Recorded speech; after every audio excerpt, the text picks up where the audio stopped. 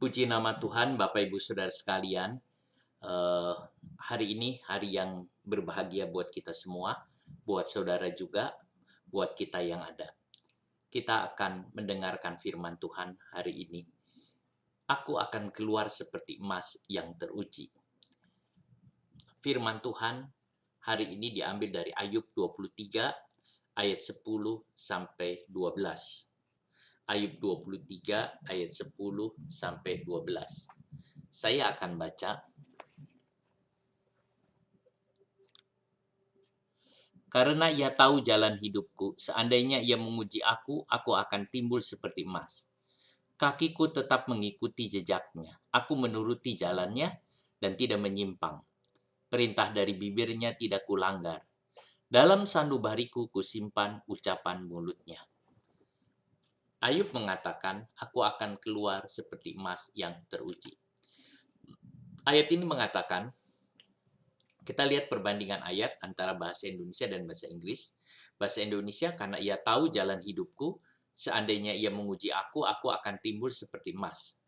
Di teks Inggris, but he know the way that I take. When he had tried me, I shall come forth as gold. Di sini dikatakan, tetapi ia mengenal jalan yang aku ambil. Ketika ia telah mencobai aku akan keluar seperti emas. Nah, saudaraku, ini kita lihat. Ayub mengatakan bahwa Tuhan mengenal, mengetahui jalan yang ia ambil. Nah, ayat ini kita harus lihat ayat sebelumnya. Di ayat 8 dan 9, Ayub mengatakan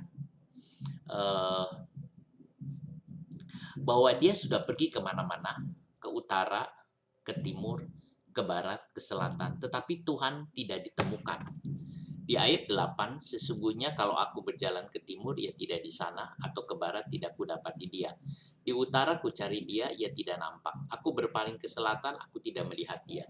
Jadi nggak bisa menemukan. Ayub sudah berusaha. Pada waktu dia mengalami satu peristiwa yang hebat ini, bagaimana peristiwa itu menimpa dirinya, sehingga semua habis dan mengalami kesulitan, kesusahan yang demikian. Dia sudah berdoa, dia mencari Tuhan, tetapi tidak ditemukan. Tuhan tersembunyi, Tuhan seperti tidak ada, Tuhan seperti hilang dari hadapannya, sehingga dia sangat susah, dia sangat sedih. Dia sudah kehilangan hartanya, dia kehilangan anaknya, dia juga kehilangan kesehatannya, tetapi dia tidak mau kehilangan Tuhan. Tetapi saudaraku, dia merasa Tuhan tidak ada, dan Tuhan jauh daripadanya. Dan dia berusaha mencari Tuhan kemana-mana, mungkin di dalam doanya, tetapi dia tidak menemukannya. Lalu dia ambil satu kepastian, keyakinan di dalam ayat yang ke-10 ini. Karena ia tahu jalan hidupku. But he know the way that I take. Tetapi ia percaya bahwa Tuhan tahu jalan hidupnya. Saudara, kalau kita tidak bisa mencari Tuhan, menemukan Tuhan di dalam doa saudara, saudara merasakan kok Tuhan tidak ada. Percayalah bahwa Tuhan yang akan menemukanmu. Tuhan memperhatikanmu dan dia tahu jalan hidupmu. Kita tidak usah bingung Tuhan ada di mana. Tetapi kita percaya Tuhan tahu keberadaan kita. Saudara, Tuhan tahu. Saudara tidak usah bingung di mana Tuhan. Tapi Tuhan tahu. Sebab kita percaya punya iman. Kadangkala kita ingin merasakan hadirat Tuhan. Kita ingin merasakan keberadaan Tuhan. Tetapi seandainya tidak merasakan hal itu bukan berarti Tuhan tidak ada. Tuhan ada dan Tuhan memperhatikan. Seseorang menulis mengatakan, if I don't know his way, he knows mine. If I cannot find him, he can find me. Here is my comfort. Jika aku tidak kenal jalannya, ia tahu aku. Jika aku tidak tahu, tapi Tuhan tahu. Jika aku tidak menemukan dia, ia akan menemukan aku. kata-kata ini di sini penghiburan buat aku. Saudara, pernyataan ini menunjukkan iman Ayub itu kuat di tengah pencobaan yang hebat. Ia tidak berjalan dengan perasaan bahwa Allah telah meninggalkan dia. Ia berjalan dengan iman bahwa Allah tahu apa keadaannya. Jangan kita berjalan dengan perasaan, tapi dengan iman. Ia bukan hanya mendengar, tetapi ia melakukan. Ayub adalah pelaku firman. Dia melakukan apa kehendak Tuhan. Ayub tekun. Dalam Yakub 5 ayat yang ke-11 dikatakan Ayub tekun dalam menanggung semua. Kata tekun ditulis hupomone, yaitu taat terus dengan imannya. Itu yang kita bisa lihat. Saya baca Yakobus 5 ayat yang ke-11. Yakobus 5 ayat yang ke-11.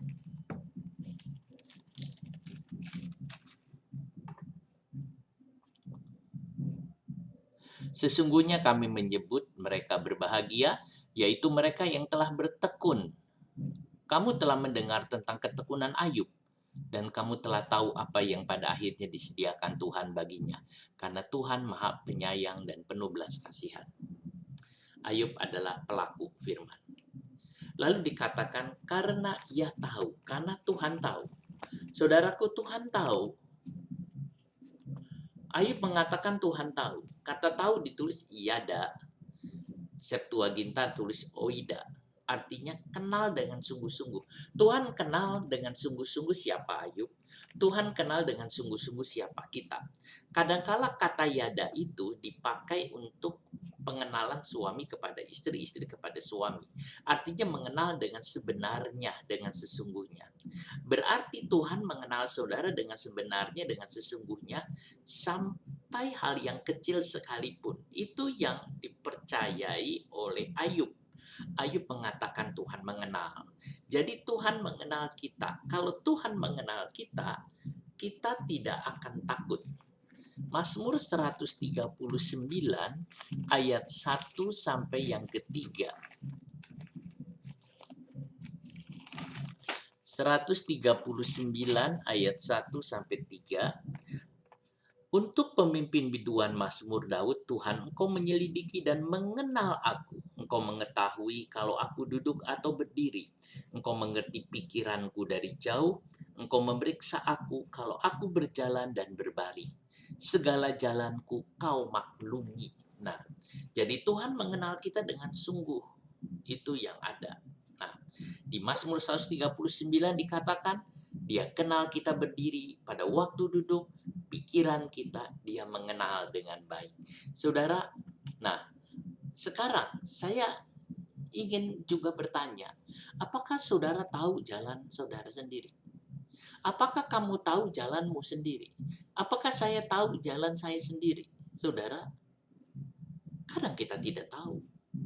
Kedua, apakah kamu merasa terhibur bahwa Tuhan mengenal jalanmu? Kalau Tuhan mengenal jalan saudara, apakah saudara merasa terhibur? Yang ketiga, apakah kamu mau menghalangi jalan Tuhan?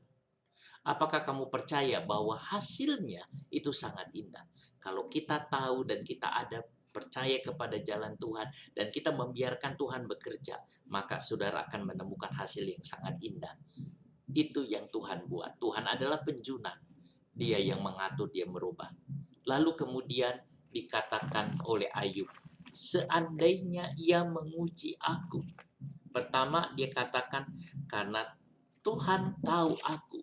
Dia cari Tuhan tidak temukan, tetapi dia percaya bahwa Tuhan mengenal dia. Lalu dia berkata selanjutnya, ayat ini, karena ia tahu jalan hidupku, seandainya ia menguji aku. Seandainya. Saudara, kalimat andai itu if dalam bahasa Inggris.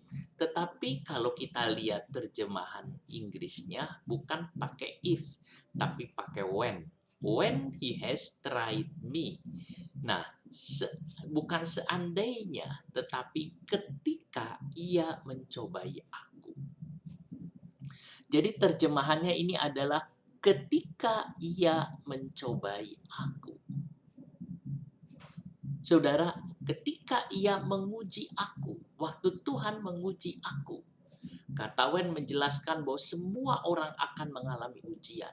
Jadi bukan seandainya yang artinya bisa diuji atau juga tidak. Tetapi semua orang akan masuk di dalam ujian. Saudara, nah jika Ayub yang hidupnya saleh dan jujur masih diuji, apalagi kita, saudara. Tetapi kita punya satu keyakinan yang kuat yang sama, bahwa kita akan keluar seperti emas. Yang kedua, when atau ketika itu menunjukkan ujian itu ada waktunya. Lamanya diuji. Jadi tidak selamanya. Saudara, ujian atau pencobaan itu tidak selamanya. Itu akan berhenti. Tidak seterus-terusnya kita diuji. Akan berhenti, saudara. Setelah waktunya. Sebab itu kita harus jaga baik-baik, saudara. Kita lihat ada waktunya. Dan Ayub punya keyakinan yang kuat bahwa dia akan keluar seperti emas yang teruji. Pencobaan adalah lahan subur di mana iman bisa bertumbuh. Kita bisa bertumbuh di tengah pencobaan. Pencobaan itu seperti ladang di mana kita bisa bertumbuh. Seperti pohon, pencobaan seperti ladang, lalu ditanam, lalu kita tumbuh, saudara. Kata mencobai dalam bahasa Ibrani ditulis bahkan. Ini artinya memeriksa kualitas atau terutama tentang integritas. Jadi pencobaan yang dialami oleh Ayub itu untuk memeriksa kualitas Ayub. Bagaimana kualitas Ayub sesungguhnya, bagaimana integritasnya, bagaimana kesalehan Ayub. Tuhan sedang menguji kemurnian Ayub di dalam mengiring Tuhan. Saudara, karena kalau setelah ujian, maka kesetiaan itu, keteguhan, integritas itu jadi padat dan menjadi satu. Tuhan ingin menguji semua anak-anak Tuhan. Karena Tuhan sedang memeriksa kualitasnya. Tuhan sedang memeriksa kualitas hidup saudara. Tuhan sedang memeriksa kualitas hidup kita. Ujian adalah memisahkan segala jenis kesalahan yang menempel kuat di dalam diri manusia. Nah, kalau ujian itu datang, itu tujuannya satu, untuk memisahkan segala jenis kesalahan. Di Mazmur 11 ayatnya yang keempat, 11 ayat yang keempat, apabila dasar-dasar dihancurkan, apa yang dibuat oleh orang benar? Tuhan ada di dalam bait-Nya yang kudus. Tuhan tatanya di sorga. Matanya mengamat-amati. Sorot matanya menguji anak-anak manusia. Tuhan menguji anak-anak manusia. Nah, 26 ayatnya yang kedua. Ujilah aku, ya Tuhan, dan cobailah aku. Selidikilah batinku dan hatiku. Nah, kita lihat di sini. Daud mengatakan, ujilah aku Tuhan, selidikilah. Sebab ujian yang menimpa dia, itu akan membersihkan segala kotoran. Kenapa Daud mengatakan seperti itu? Karena Daud ingin dimurnikan setiap hari. Ingin dibersihkan setiap hari. Itu kerinduan Daud. Ketika logam dimurnikan, ketika emas dimurnikan, akan dibakar di dalam api yang suhunya amat tinggi. Sehingga kotoran itu menjadi sampah. Sehingga karat atau yang menempel di emas itu jadi habis sampah. Itu yang ada waktu logam itu dimurnikan. Saudara, ujian adalah memurnikan kita punya kualitas. Di tengah-tengah COVID yang ada, saudara juga harus ingat, di dalamnya ada ujian Allah untuk mengecek kualitas hidup saudara. Saudara, bagaimana kualitas hidup saudara di tengah-tengah COVID? Apakah kualitas hidup saudara akan hancur, habis, atau kualitas hidup saudara makin kuat? Saya berdoa buat saudara supaya kualitas hidup saudara itu kuat di tengah-tengah ini. Jadi COVID bukan melemahkan iman saudara, tetapi meneguhkan iman saudara. Di Yesaya 48 ayat 10, sesungguhnya aku telah memurnikan engkau, namun bukan seperti perak, tetapi aku telah menguji engkau dalam dapur kesengsaraan. Aku akan melakukannya oleh karena aku, ya oleh karena aku sendiri, sebab masakan namaku akan dinajiskan, aku tidak akan memberikan kemuliaanku kepada yang lain. Saudara lihat, itu yang Tuhan sedang kerjakan. Ayub mengatakan, aku akan timbul seperti emas. Oh saudara, ini pernyataan yang luar biasa dari Ayub. Ini satu pernyataan yang gagah. Mengapa? Karena Ayub merasa bahwa Tuhan menganggapnya sebagai emas. Karena Ayub merasa bahwa Tuhan menganggap dirinya sebagai emas. Sehingga harus mengalami hal demikian. Jadi sekarang Ayub punya pemikiran, oh kalau aku dibawa sampai ngalamin begini oleh Tuhan, berarti Tuhan menganggap diriku sebagai emas. Nah, jikalau kayu, tidak mungkin Tuhan taruh api yang hebat ini. Sebab kalau kayu ditaruh api yang hebat, kayu itu akan terbakar habis. Tetapi dia mengatakan dia emas, dan dia akan keluar seperti emas yang murni. Dan Ayub bertahan dalam pembakaran ini, bahwa ia harus keluar seperti emas yang murni. Saudara, dia emas, tapi keluar seperti emas yang murni. Kita lihat, bahkan yang dialaminya adalah penyempurnaan dari Tuhan. Saudara, kalau saudara mengalami sesuatu, saudara berpaham, apakah aku perak? Apakah kau emas? Saya harap kita semua adalah emas, sehingga kita menjadi emas yang murni, lepas dari ujian ini. Kalau kita percaya kepada Yesus, kita bisa bilang hal demikian.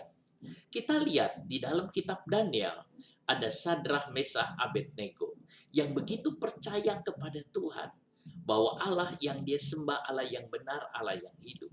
Dan dia diuji dengan ujian yang berat. Dia dilemparkan ke tungku api, nah, yang panasnya 7 kali lipat dari yang biasa. Waktu-waktu dilemparkan ke sana, dia dilemparkan, dia percaya kepada Tuhan. Dan ternyata di tengah-tengah api itu ada Tuhan. Bukankah itu ajaib? Saudara, di tengah-tengah api COVID, kalau kita percaya kepada Tuhan, kita pegang dia, maka Tuhan ada di tengah-tengah kita. Sekarang di sini Ayub menyebut dirinya emas. Dan pencobaan itu bagaikan api yang membakar emas itu, supaya jadi murni. Saudaraku, biar kita mau tetap kuat di dalam Tuhan. Emas walaupun dibakar tetap emas. Emas tidak berubah walaupun dibakar. Emas tidak berubah menjadi yang lain. Emas tetap emas. Yang hilang hanya kotorannya saja. Api tidak dapat menghancurkan sifat emas yang berharga ini. Sifat emas tetap emas. Kalau saudara emas, kalau saya emas, walaupun ujian hebat datang, kita tetap emas dan teruji. Tidak mudah pencobaan merusak sifat anak-anak Tuhan yang adalah emas. Itu tidak mudah. Tidak mudah anak-anak Tuhan itu menjadi berubah oleh pencobaan. Dia tetap kuat. Saudara, emas itu biasanya dipakai untuk perhiasan. Ditaruh di tempat terhormat, di tempat yang mulia. Menjadi emas murni, itulah kehormatan. Itu artinya Tuhan menghormati kita, Tuhan menghormati saudara, Tuhan menghormati Ayub, sehingga Ayub mau ditaruh oleh Tuhan di tempat yang tinggi, yang penting, karena dia punya integritas yang teruji. Itu ya ada. Jadi maksud Tuhan dalam ujian ini supaya Ayub menduduki tempat terhormat. Maksud Tuhan dalam ujian ini supaya saudara dengan saya menduduki tempat terhormat. Sebab saudara adalah barang yang mulia. Sebab saudara adalah benda yang mulia. Yakobus 1 ayat 2 sampai yang keempat. Dalam Yakobus 1 ini,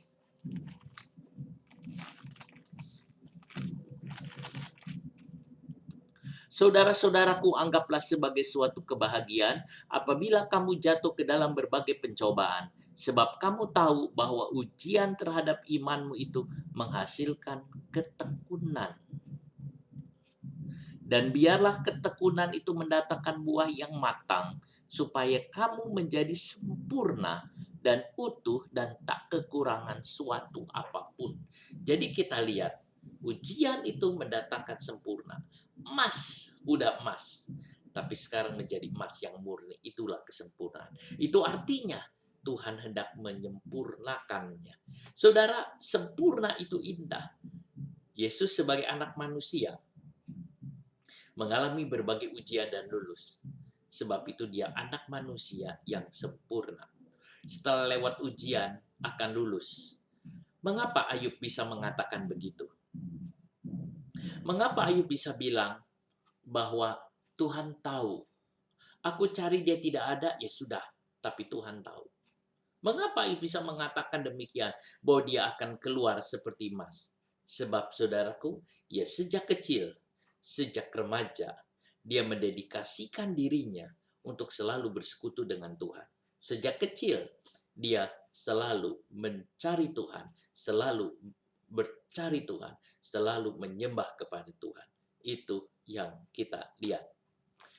Dalam sejarah orang Kristen, ada seorang namanya Fanny Crosby. Umurnya 6 minggu, sudah buta. Pada waktu itu, pada waktu dia masih bayi kecil, 6 minggu umurnya, matanya sakit, lalu ada orang datang mau menyembuhkan. Dia nyamar jadi dokter, padahal bukannya dokter. Lalu dia salah ngasih obat. Waktu tahu buta, orang ini panik dan dia kabur lari. Dan sejak itu Fanny menjadi buta.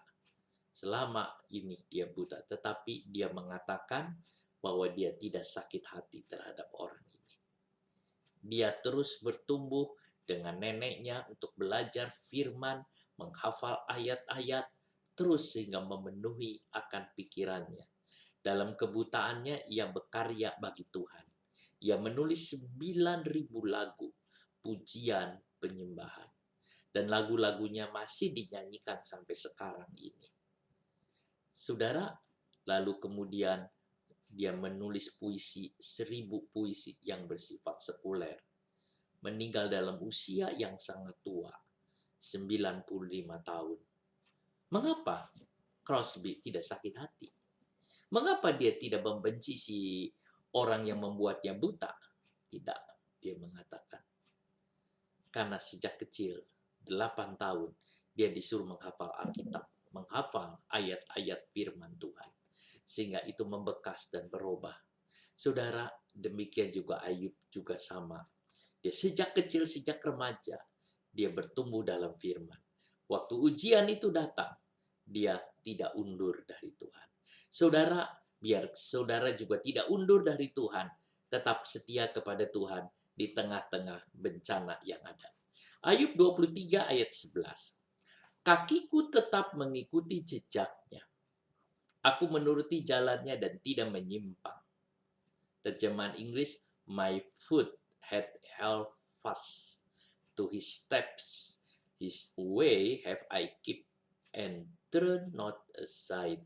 Kita lihat, kakiku kita berjalan cepat mengikuti langkahnya. Saudara, ada kata cepat, fast dalam bahasa Inggris. Kakiku tetap mengikuti jejaknya. Aku menuruti jalannya. Ya, terjemahan Inggris, jalannya aku pelihara. Jalannya aku pelihara. His way have I keep. Dan tidak menyimpang. Tidak menyimpang. Saudara, pada waktu Ayub mengalami itu, dia punya keyakinan. Walaupun aku tidak tahu Tuhan ada di mana. Dan aku tidak tahu mengapa Tuhan menyembunyikan diri. Tetapi aku tahu Tuhan kenal aku. Tuhan tahu aku. Walaupun aku tidak lihat Tuhan, tapi Tuhan lihat aku. Walaupun aku tidak merasakan Tuhan, tapi Tuhan merasakan aku. Dan aku nanti akan keluar seperti emas. Lalu dia mengatakan, untuk aku akan mengikuti jejak Tuhan. Aku akan memelihara firman Tuhan. Aku akan jalan di jalan Tuhan dengan tidak menyimpang ke kanan dan ke kiri. Itu yang dikatakannya. Kakiku tetap mengikuti jejaknya. Walaupun mengalami peristiwa hebat, Ayub tetap mengikuti jejak Tuhan dengan cepat. Walaupun mengalami peristiwa hebat, Ayub tetap mengikuti jejak Tuhan dengan hebat. Ia tetap ada di jalan Tuhan. Hal ini dibuktikan bahwa mulutnya tidak mau berdosa kepada Tuhan. Dan juga ia menegur istrinya. Dia mengatakan, dengan telanjang aku datang, aku kembali dengan telanjang. Terpujilah namamu Tuhan. Bahkan dia tersungkur, dia memuji Tuhan. Dan Ayub tidak berdosa dengan mulutnya. Dia jaga mulutnya untuk tidak berdosa. Waktu istrinya berkata kepada dia, sudah kamu hujat Tuhan, lalu kamu bunuh diri. Dia menegur dengan keras istrinya. Saudara, dia tetap ada di jalan-jalannya Tuhan. Jika kita memegang firman Tuhan dengan cepat, jika kita memegang firman Tuhan dengan tepat, kita menjaga firman Tuhan dengan benar, maka Tuhan akan memegang kita juga dengan cepat dan dengan tepat. Jika saudara dengan saya pegang firman Tuhan dengan cepat, maka Tuhan akan memegang kita dengan cepat. Ayub memegang firman dengan kuat, sehingga tidak bisa dilepaskan. Seperti domba jantan yang tertangkap di semak belukar.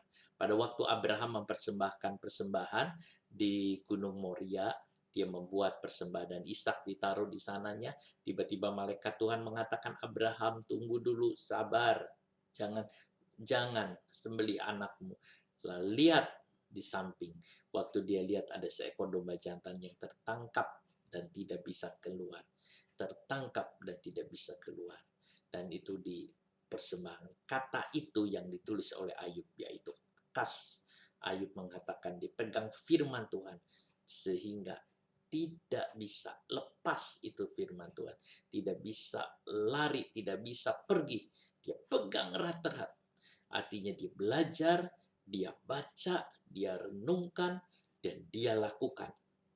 Saudara, di tengah-tengah kesukaran itu, salah satu yang dilakukan Ayub adalah merenungkan tentang Tuhan. Saudara, nanti di keluar Kejadian 22 itu muncul perkataan Yehova Jireh, Allah yang mencukupkan. Allah yang mencukupkan. Nah, di saat seperti ini, Ayub mengabaikan keadaan sekelilingnya. Pada waktu Ayub mengalami kesukaran, kesulitan yang hebat ini, saudara, Ayub mengabaikan keadaan sekeliling. Dia tidak mau lihat semua yang ada, dia tidak mau lihat situasi, dia tidak mau lihat kondisi, dia tidak mau lihat apapun juga. Matanya hanya tertuju kepada langkah kaki Tuhan. Matanya hanya terarah kepada langkah kaki Tuhan saja. Ia hanya di situ. Ia sudah tidak pusing lagi mau apa. Tetapi mata dan hatinya terus melihat langkah Tuhan.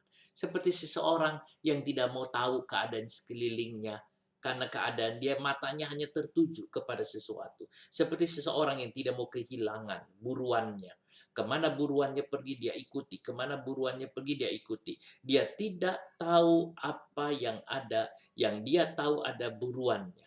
Matanya itu yang dia melihat orang yang diburunya.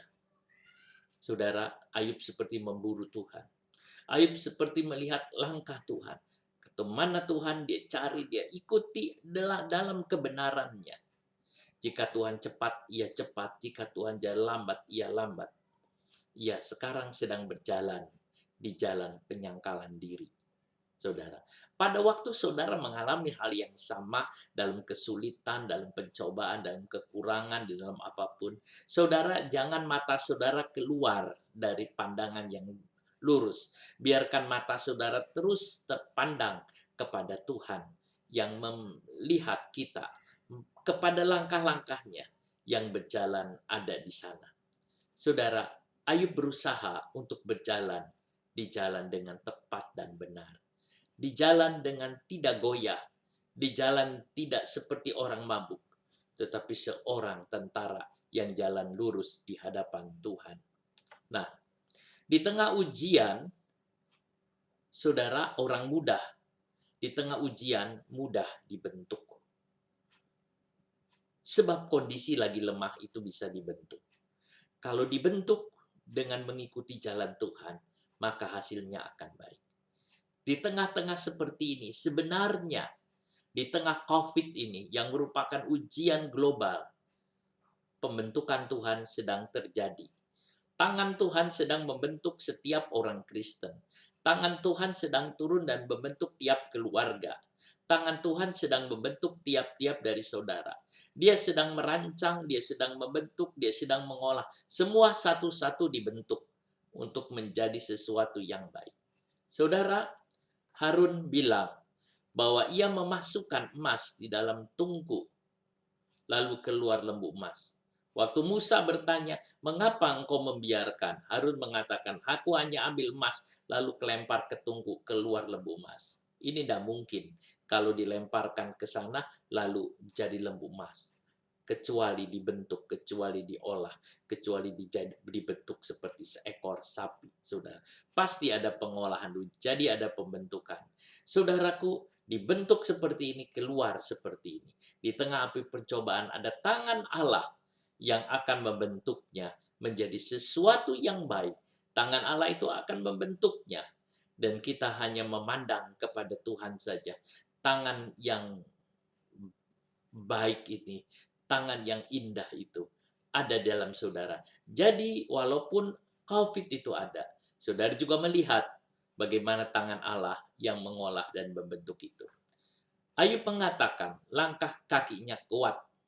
Saudara, langkahnya kuat sehingga dia bisa mencengkram dengan kuat. Ada orang, saudara, punya kaki itu kuat. Dia bisa mencengkram seperti tangan, saudara. Dia kalau jalan, karena mungkin tidak biasa, dia tidak pakai sepatu, dia jalan, dia cengkram batu itu kuat, saudara. Sehingga dia tidak jatuh. Saudaraku, ini orang yang kuat. Langkah kakinya kuat. Saudara, jalan kekudusan seringkali berbatu-batu. Saudara, jalan itu tidak rata. Tetapi setan telah membuat batu-batu itu jadi licin. Mencoba membuatnya licin. Saudara, supaya orang jatuh. Tetapi kita akan jalan di dalam jalannya Allah. Saudara, jalan kekudusan bukan jalan yang rata. Seringkali demikian. Tetapi jalan yang penuh gejolak.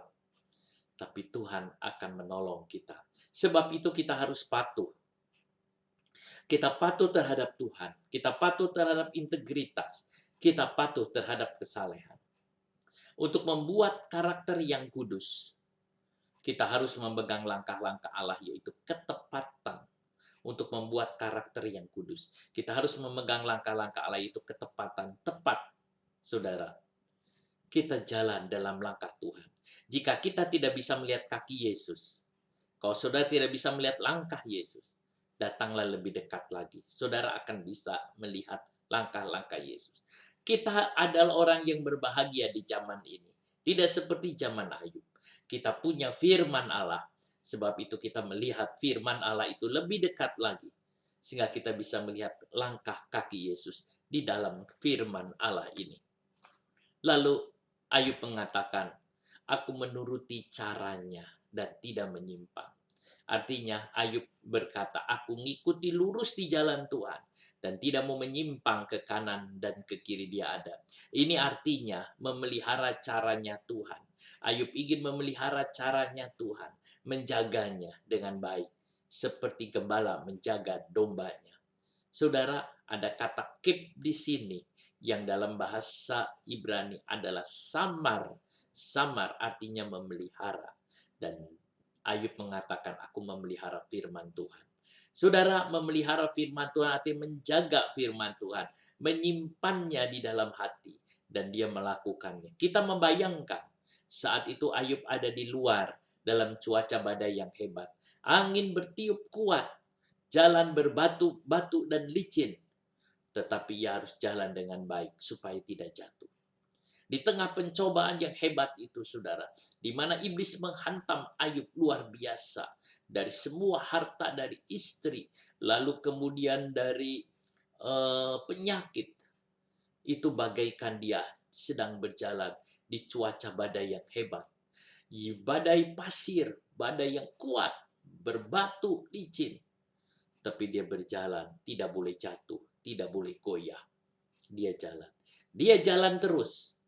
Ayub jalan terus, dia jalan terus, dia jalan terus, dia jalan terus. Dan matanya tertuju hanya kepada langkah Yesus. Matanya memperhatikan kaki Yesus. Matanya melihat langkah Yesus. Saudara, surat Ibrani mengatakan, sambil memandang kepada Yesus yang menyempurnakan iman. Dia mengatakan gitu.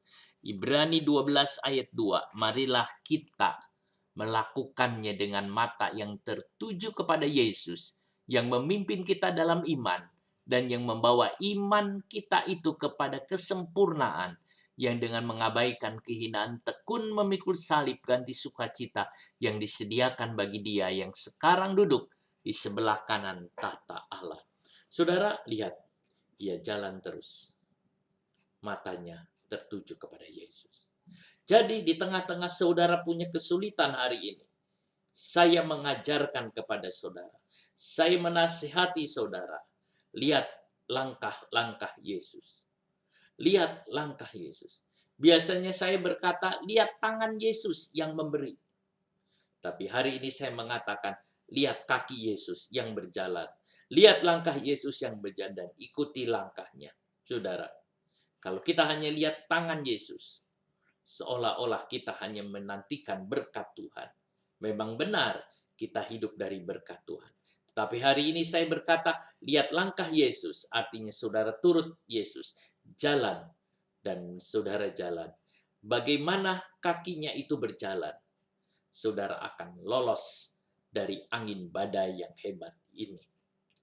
Saudara, ia tidak istirahat. Katanya Ayub tidak istirahat.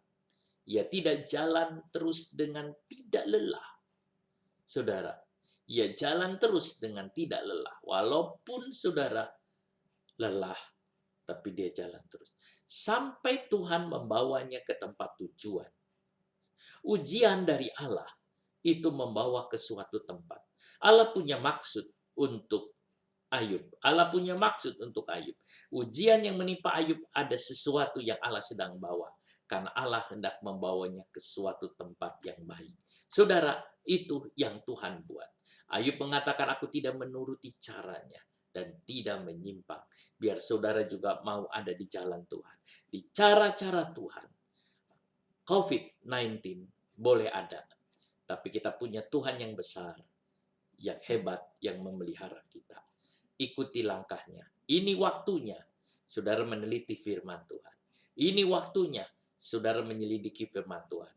Menyelidiki firman Tuhan artinya melihat kaki Yesus. Dan saudara akan ikuti terus.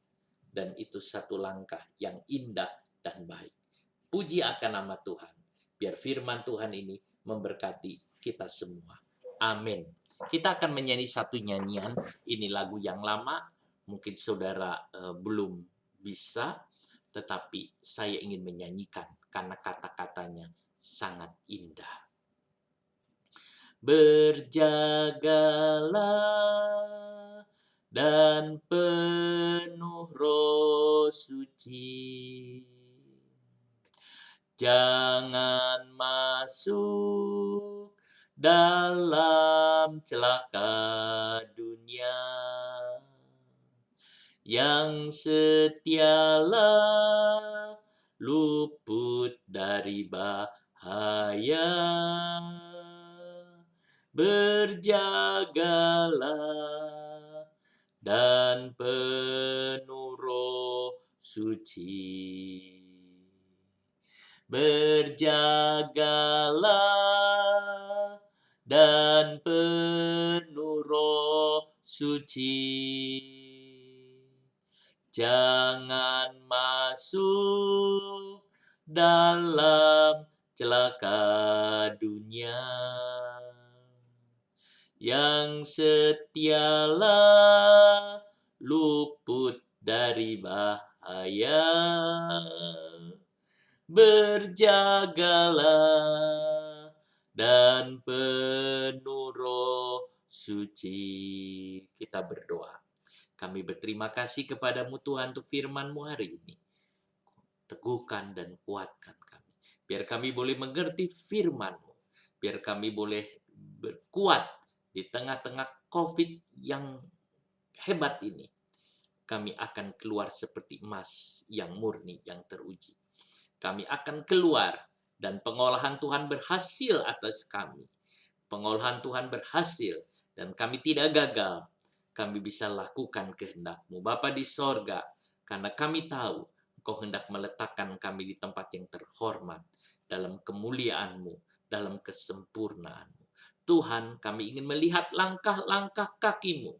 Kami akan perhatikan. Kami tidak sekedar hanya melihat bagaimana Tuhan, tetapi kami juga tahu bahwa Tuhan mengenal hidupku. Terima kasih banyak Bapa, tanamkan firman-Mu di dalam hati kami semua, di dalam semua umat-Mu. Hamba-Mu berdoa kepadamu ya Tuhan, untuk semua umat-Mu, untuk semua pekerjaan umat-Mu, untuk semua yang dibuat. Tuhan berkati mereka. Berkati umat-Mu Tuhan. Berkati ya Bapa. Terima kasih banyak Tuhan. Terima kasih Tuhan Yesus. Tuhan, biar Engkau ada. Biar Engkau memberkati semua yang ada. Puji nama Tuhan. Tangan Tuhan ada. Kami percaya kepadamu Tuhan.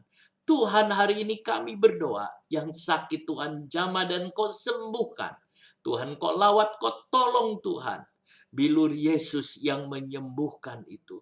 Tolong pekerjaan umat-Mu. Kami tahu kondisi membuat keadaan jadi sepi. Tetapi kami tahu makan minum kami ditanggung Tuhan. Engkaulah Yehova Jireh bagi kami. Mata kami tidak akan lepas dari-Mu Tuhan. Hamba-Mu berdoa, Tuhan Kau tolong.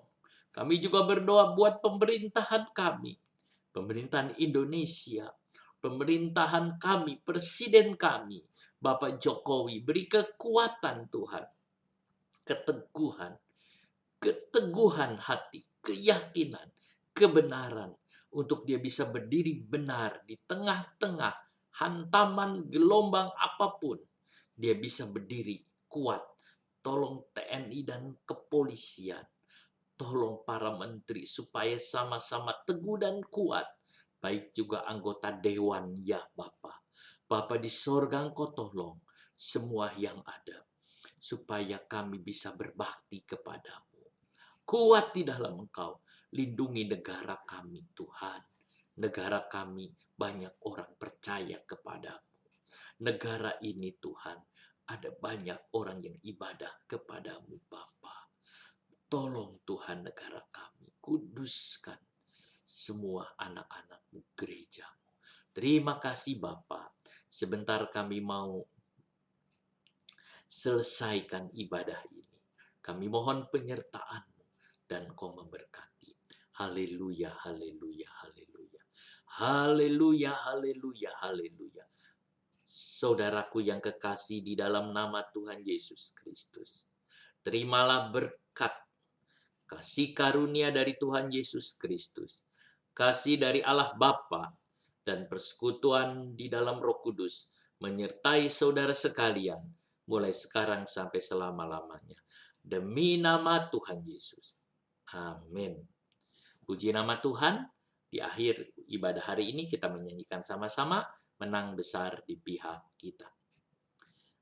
Menang besar di pihakku, menang besar di pihakku. Tuhan penggantiku, ku berdiam juga. Menang besar di pihakku, menang besar di pihakku, menang besar di pihakku. Tuhan penggantiku, ku berdiam juga. Menang besar di pihakku.